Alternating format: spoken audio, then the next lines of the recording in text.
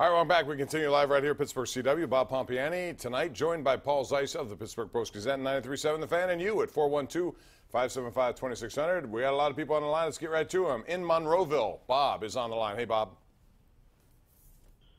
Hey, gentlemen. How you doing? Thanks for taking my call. Sure. Long-time listener of the show. Good. Thank you for calling. Yeah, I'm just concerned about the penalties for the Steelers in the first few games of the season. It's just amazing that I think after 3 they had the highest number of penalties in NFL history.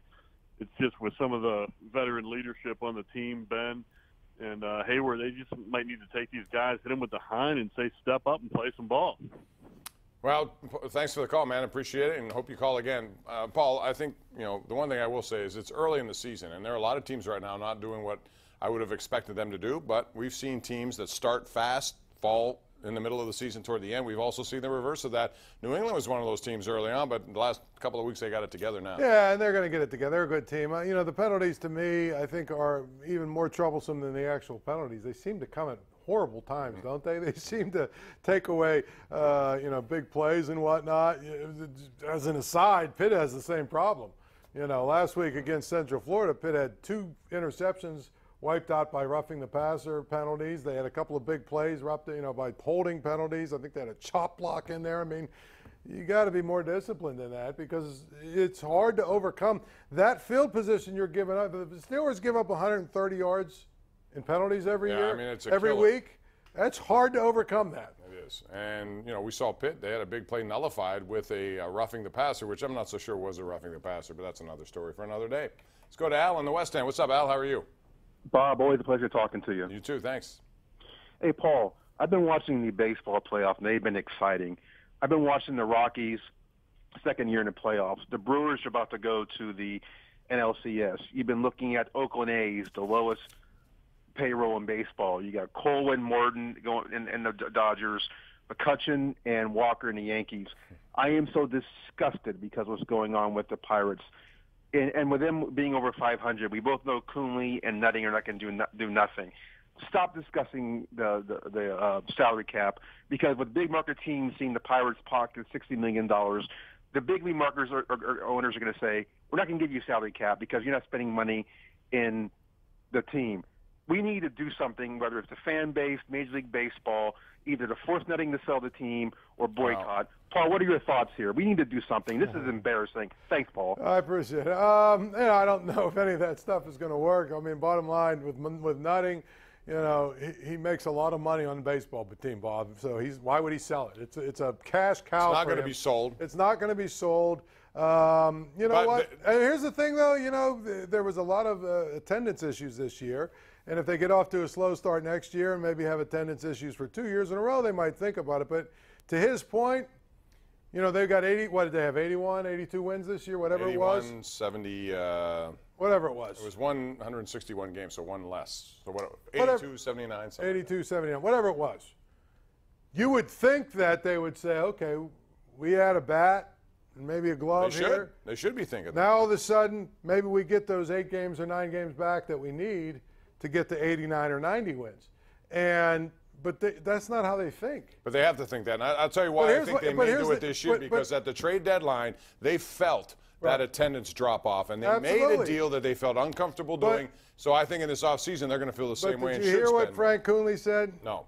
Frank Coonley, when I think it was Bill Brink had a story in the Post-Gazette, Frank Coonley basically point blank said, oh, well, look at the A's. I mean, it's all, they didn't add anybody. Yeah, but guess what? They get eliminated all the time, too. And here's the other thing. It's drafting, developing. How about let's not look at the A's.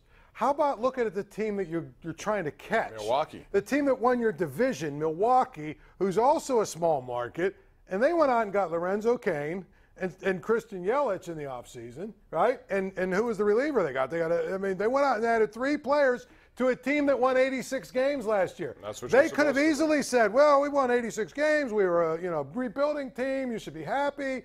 They didn't. They said, you know what? We're close. Let's try and get over the top. And guess what? They're 1 game away from the NLCS. They spent over $80 million for Kane. They also made a trade, and I was hopeful the Pirates. It was a sell-off going down in Miami. Derek Jeter came basically out and said, we're going to get rid of Stanton, the best outfield in baseball, I thought. Stanton, Yelich, and Marcell Ozuna. I was hoping the Pirates would be on all that. Either Ozuna, they were going to get too expensive.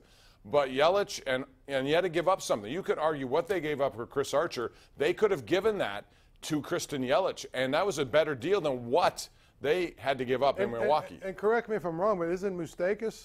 Gus Moustakas. Yeah, he plays with the Brewers too, right? He got the game-winning walk-off last night. But that's my point. Yeah. They didn't say, they could have easily said, oh, well, we got 86 wins, take the next step with all these young guys, blah blah blah. We'll get those 3 or 4 games. No, that's not how you make a. Now you're to the point where you can win. You got to add.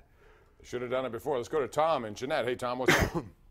Hi, Bob. Thanks for taking my call. Anytime. I am really impressed with the Pirates pitching staff. They are one of the best staffs in the league.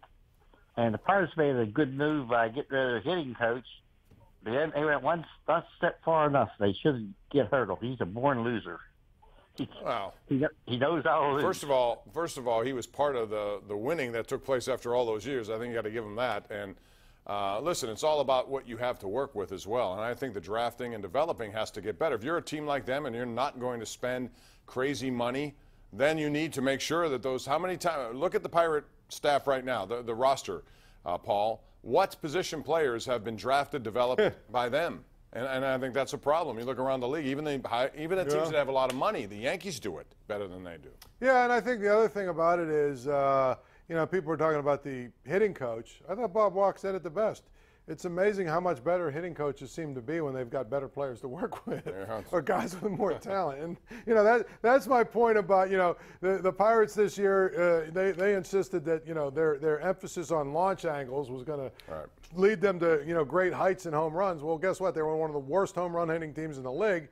The Brewers just said, you know what? Let's go get guys that actually hit home runs. It's amazing how that works. JB, Squirrel Hill, you're up next. What's up, JB? What's up? How you guys? Good. Okay, so Narducci, this guy, I could go to conferences that are, I could go to the MAC, I could go to any substandard conference. I could find 5 coaches in each conference that could out-scheme this guy. It's just unreal what an idiot this guy is. Zeiss, you're the man, baby. Oh, thank you. Thank you. Well, bottom line is he's underachieved for what I think the expectations were. I don't think there's any way around that. I think now they have to make sure they don't be in a position of missing a bowl game for the 2nd year in a row. Paul, that's not part of the plan when you're coming in year 4. Yeah. It's easy. It should be easy to make bowl games. And, tomorrow to me is a huge game for them. Syracuse may have a letdown given what they did last week at Death Valley. They thought they were going to win that game and maybe should have won that game. They're young kids, emotional. They may come in here thinking, we got this game won, and they may lose. Yeah, and I think the big thing with it is you're starting to hear more and more of that. People are starting to get restless. It is year 4.